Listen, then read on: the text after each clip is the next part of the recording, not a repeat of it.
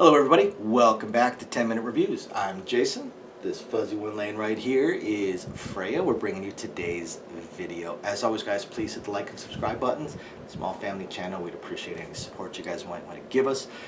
Outside of that, instead of rambling on like I usually do, just check the links down below for links to pretty much everything. Our Discord, our Patreon, thank you guys, and today's books, and just about anything else I can think of. So check down below. We definitely have links there for you guys. It really helped me if you guys check out our Amazon affiliate links. It keeps us in the program. So today I want to talk about Lottery King 6 by Eric Vall.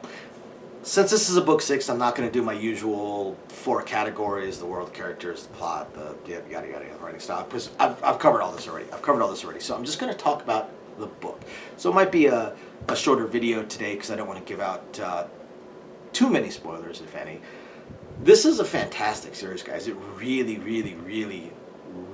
is a fantastic series. Typically, with most of the fantasy, urban fantasy, and harem-lit subgenres that make it to a book 6, oftentimes I tend to start dropping the series around book 4 or book 5, usually because you can tell that it's just kind of turned into a forever series because the author's finding some great success with it. And I can't blame them for that. You have success with it, have a lot of fans with it, by all means keep writing it.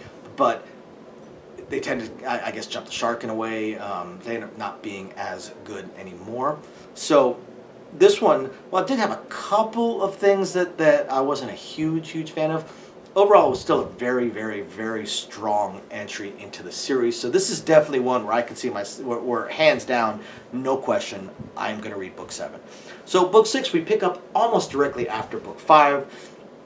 We've got King Michael, who is continuing to try and master the magic that he has learned while still being trained by his security to better be able to defend himself, while at the same time build out his harem of queens, I suppose, and continue within this world that he has inherited, that he by sheer luck, by lottery, was chosen by goddess to be the king of, and protect these people. As we learned in the previous book, the previous king, while he was definitely weak, and he may not have been as bad as we had thought. We learned that in the previous book, that possibly there was a lot of influence, that magical and mental influence that changed a lot of what he would have done, made him a much weaker king.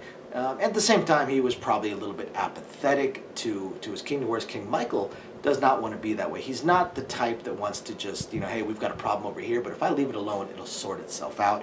No, he's not that way. He wants to actually fix the problems and make sure his people are taken care of, as he's discovering more and more of his people that have been abused in some way, shape, or form, and he's trying to fix it. So we're picking up, again, pretty much directly after book 6, or after book 5, another wedding. There seems to be a wedding in just about every single one of his books so far.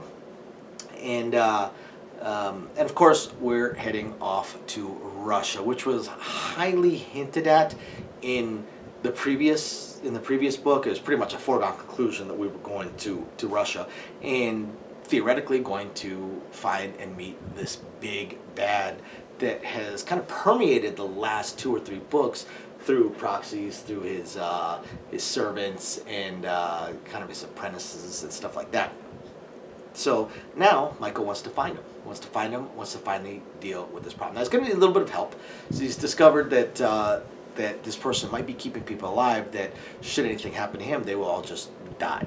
So Michael needs to figure out a way to keep them alive when he takes this person down, so he can attempt to heal them and help them so that they can live on their own. So he's got to figure that out. Well, he's also got to find this guy and figure out what kind of magic he is using.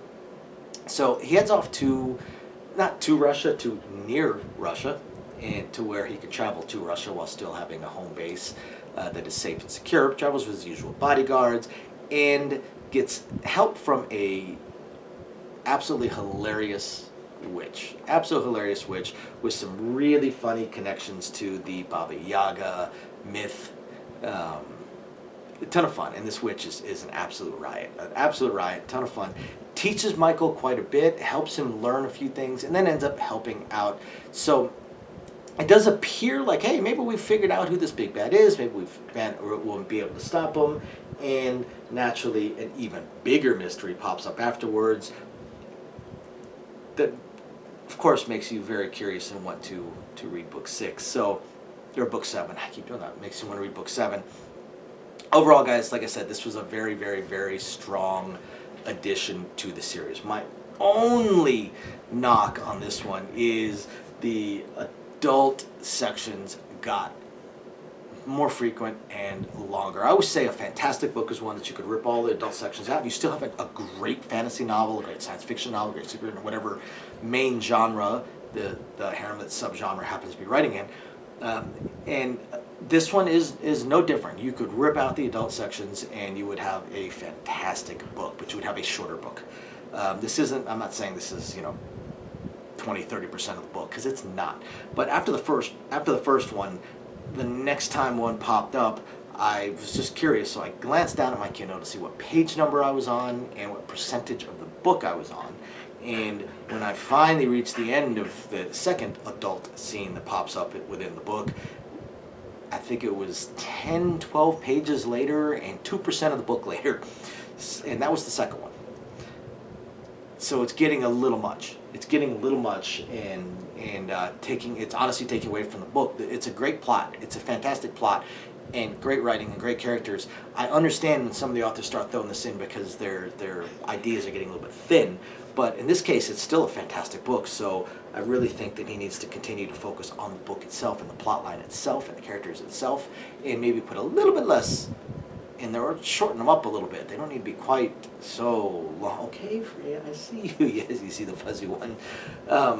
Outside of that, though, like I said, fantastic book. So you guys got to be sure to check it out after you hit the like and subscribe buttons. Thank you, everybody, for watching. We'll catch you next time. Bye now.